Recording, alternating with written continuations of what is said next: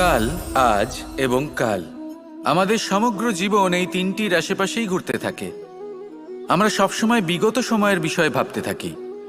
অতীতে যদি আমাদের দ্বারা কোনো ভুল হয়, সেই বিষয়ে ভেবে ভেবে আমরা সবসময় অনুতাপ করতে থাকি। এটা উচিত নয়। দেখুন, অতীতের থেকে শিক্ষা লাভ করা অত্যন্ত আবশ্যক, কিন্তু সেই ভুল যাতে আবার না হয় সেই কাজটা কিন্তু আপনাকে বর্তমানেই করতে হবে, তাই না? দ্বিতীয় কথা, আমরা সবসময় ভাবি আগামী দিনের বিষয়ে, ভবিষ্যতের বিষয়ে।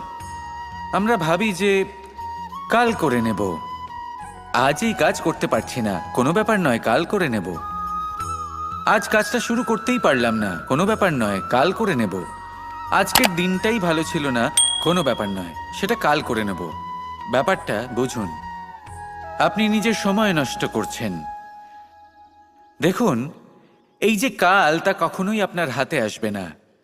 তাই যে কাজ করতে চান সেটা আজকেই করুন, অন্তত শুরুটা করুন।